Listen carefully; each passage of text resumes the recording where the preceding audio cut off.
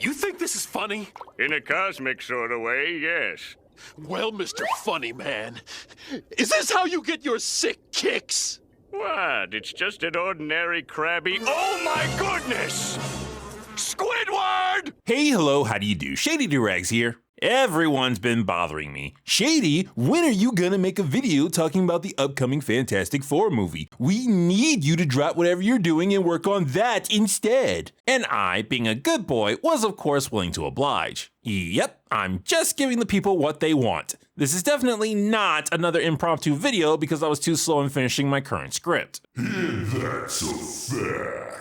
A new trailer dropped for the Fantastic Four First Steps, and it left plenty to talk about. The aesthetics, the actors, the tone, blah blah blah. There's something very specific, however, that I want to zero in on. It seems the iconic character known as the Silver Surfer is no longer sporting a Y chromosome. A Silver Surf her, if you will. Haha, I stole that from the internet. Over on Twitter, my favorite platform that makes me pull my hair out, I stumbled across this tweet. Before anyone complains that Silver Surfer got gender swapped, it is not true. A female version of the Silver Surfer exists in the comics. And this tweet isn't the only one of its kind. In anticipation of the backlash that this character reveal will get, multiple people are preemptively defending it with, "It was in the comics, therefore you shouldn't complain." And this thought, lads and ladies, is what I'm going to be focusing on in today's video. Now, I know why this type of response exists. A lot of times when an adaptation is being made on an already existing IP, fans of said IP will complain when they see something that's not source accurate. Thus, a lot of people have concluded that if you can say something in a comic book movie is comic book accurate, then the fans of comic books will have no reason to complain. As someone who has read a lot of comics, I feel obliged to inform anyone who thinks this that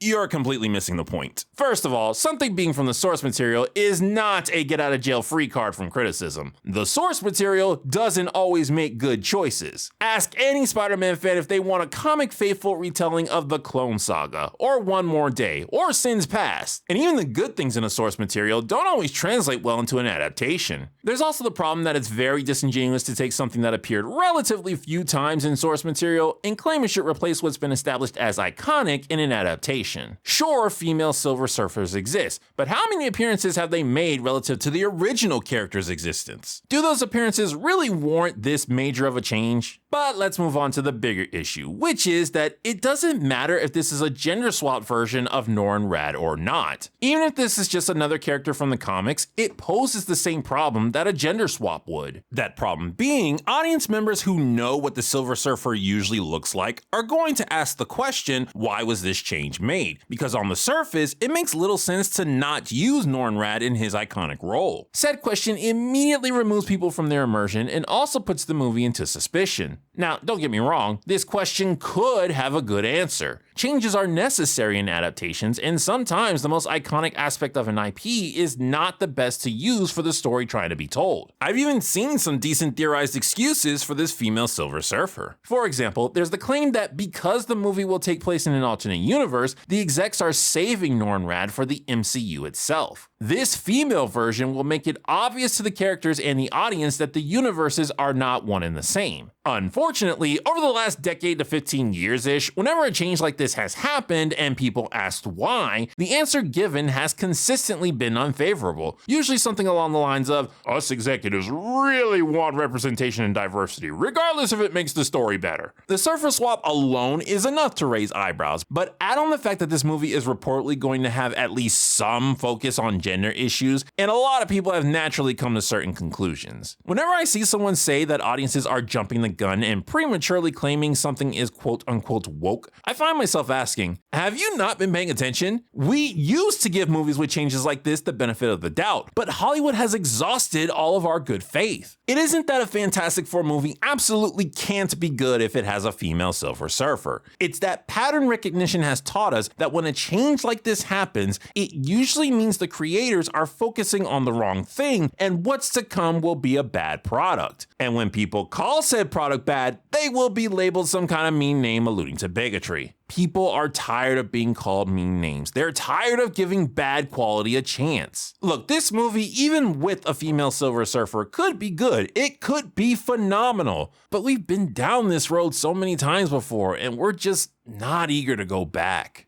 Well, we're eager to go back, but back to when movies were good. This has been Shady Doorags. So long. Farewell. Auf Wiedersehen. Goodbye.